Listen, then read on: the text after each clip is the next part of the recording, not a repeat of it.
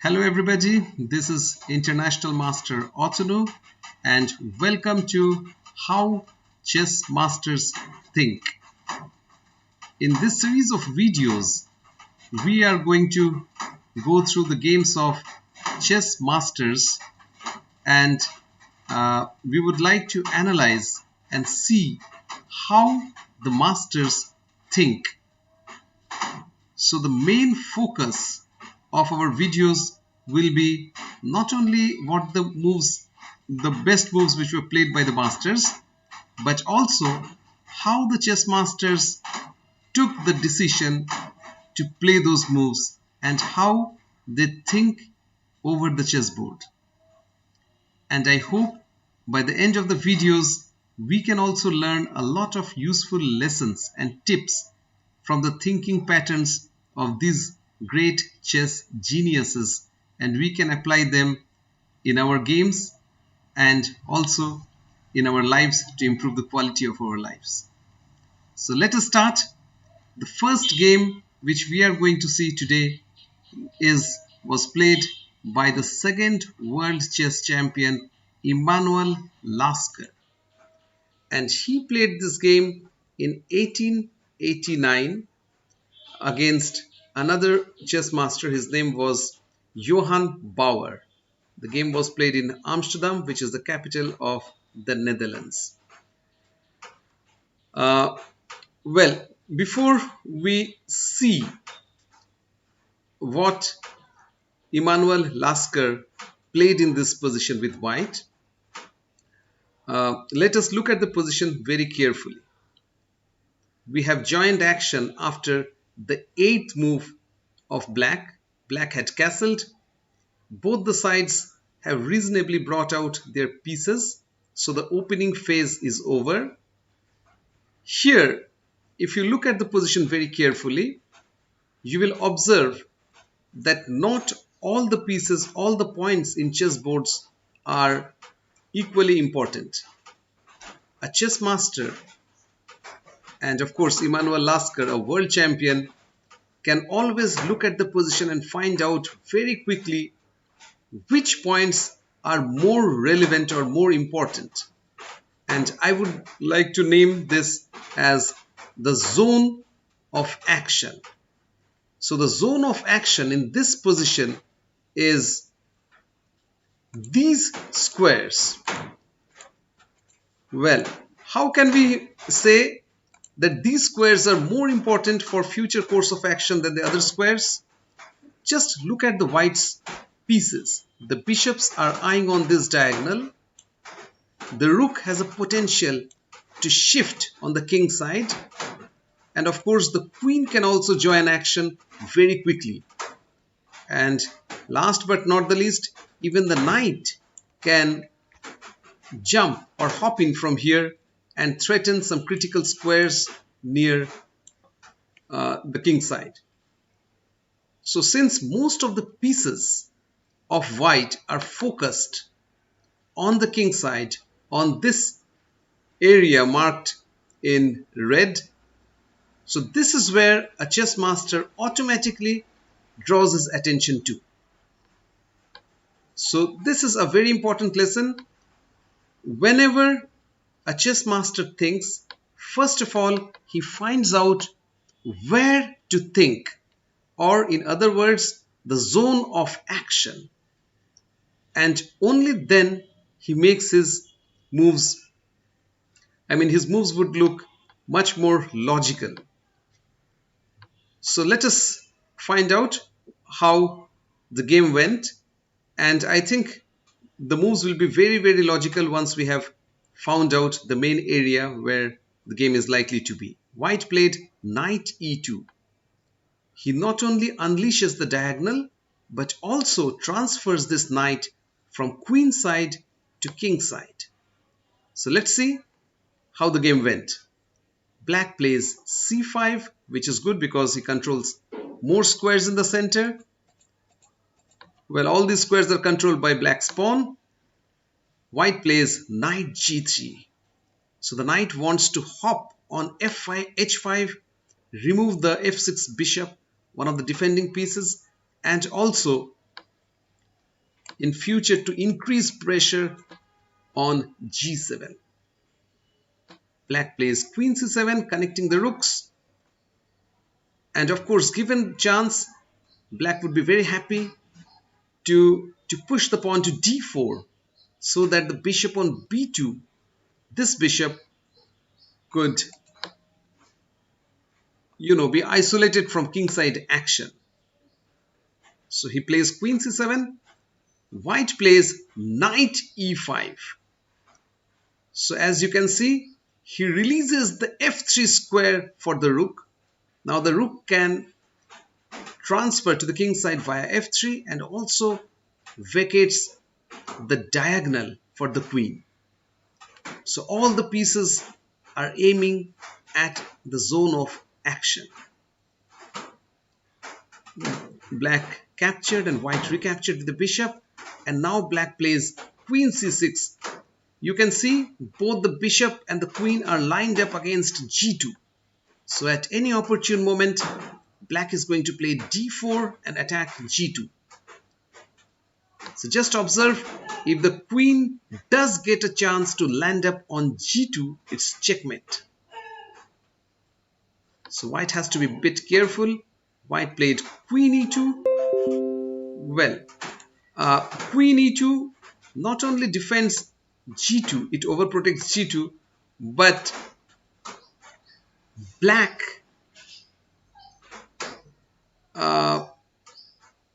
mistook the queen e2 move as a preparation for bishop b5. Black, he forgot the real zone of action is here on the squares marked green on the king side. So yeah, to make you, these are the more important squares where the match is likely to be. Instead, black mistook queen e2 as a threat of bishop b5. Notice, if white plays bishop b5, the black queen does not have many nice squares, but it has to retreat to c8 because all the other squares are controlled by white's pieces. So here, Johann Bauer, who was playing with black pieces, he played the move a6, defending against bishop b5, which was a mistake because the main focus of the game was not on the queen side but on the king side. And this was the difference between Lasker and Bauer. Lasker, the future world champion, he played knight h5. A very logical move and also a very strong move because it threatens f6 and it also paves the way for queen g4 attacking the king. Look at the position carefully and you will find there are more attacking pieces for white on the king side than for black, the defensive pieces for black on the king side. So white actually dominates the zone of action. Black played knight h5. He removed one of the attackers and his main idea was when white captures queen h5 with a threat to checkmate black on h7 with the help of the queen and the bishop, black would play a very nice defense, that is pawn to f5. It shuts this bishop out of attack and it also paves the way for the rook to defend the king side. So black has reasonable defensive chances after this move. So this was black's idea, but white was very sharp here and white unleashed a series of brilliant moves and finished black off by force. So as we said, the zone of action is on the king side and white immediately plays bishop to h7 check. Why does he plays? Because as we said, had he not played now, black could have played f5, shutting off the bishop from action. But before black succeeds in shutting off, white immediately sacrificed his bishop, and he brought the black's king out in the open, and only now he captures the knight with a check. In the resulting position, white is one piece down, one bishop down. He has sacrificed. Black king has to go back, and now white sacrifices another piece. White's main objective is to open the black's king. Now he removes the cover of the king, the shelter of the king. He captures this with the threat of checkmate on h8. Black plays king to g7.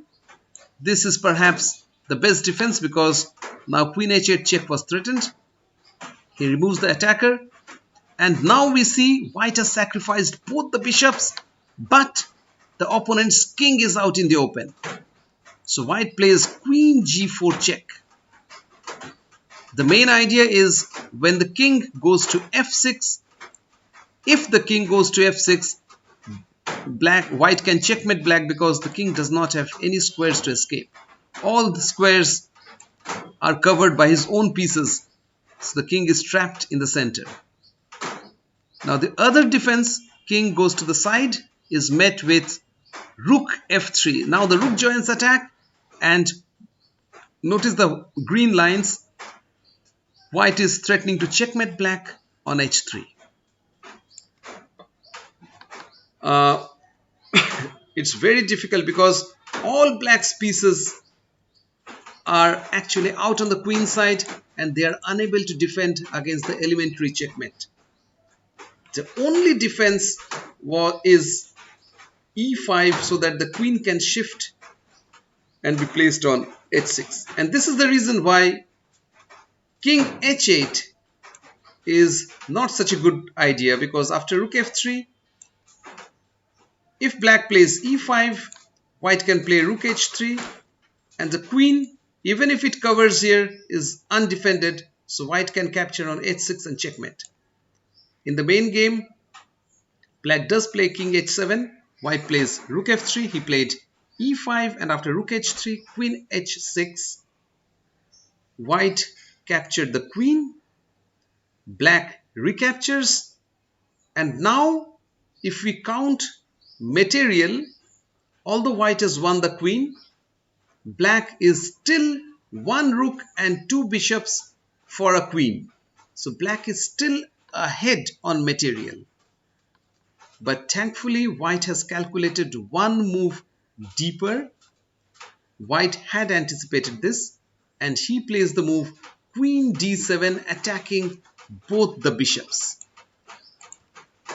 So after this move, black cannot defend both the bishops. He has to lose one bishop, as a result of which white wins material, and the remaining moves were not very important.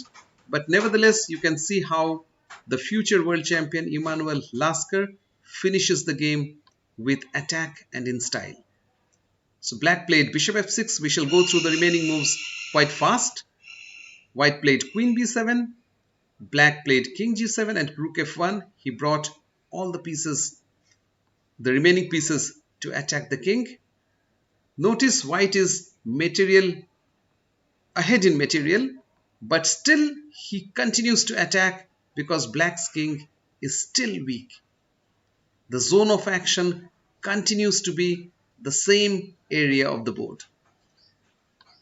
Now black played rook b8 and white played queen d5, queen d7. The idea is simply to join the attack against black king.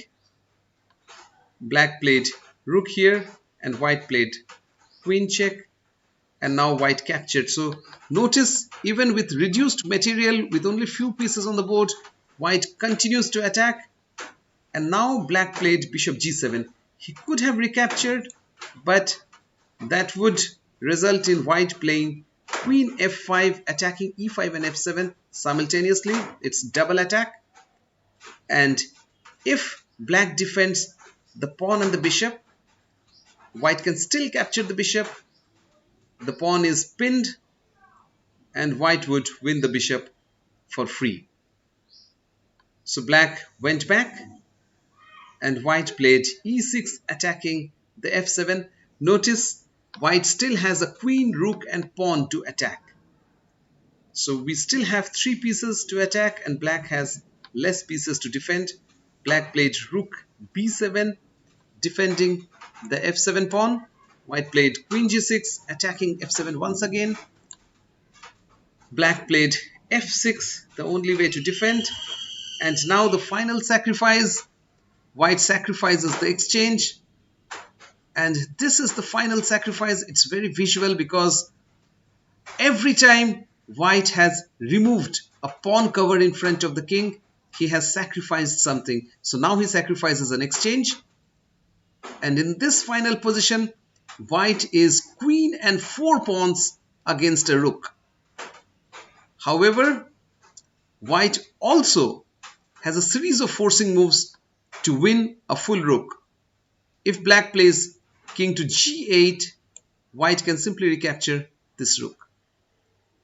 So white plays king e8, black plays king e8, and through a series of check, and this is called skewer in language of chess, this kind of tactics, where when the king moves, white simply captured the rook.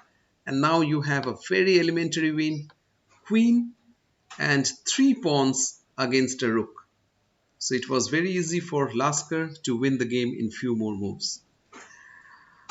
Well, moving back to the main ideas of the game, we see that Lasker won the game because he focused on the zone of action compared to his opponent, who played one loose move, and that is he played the move a6 on the queen side, if you observe, which left him defenseless on the king side.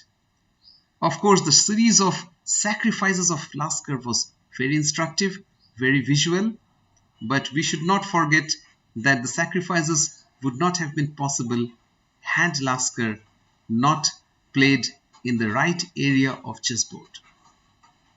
So that is all for today. I shall bring fresh example of the same theme in my next video. Till then, have a good time. Thanks for watching. Bye.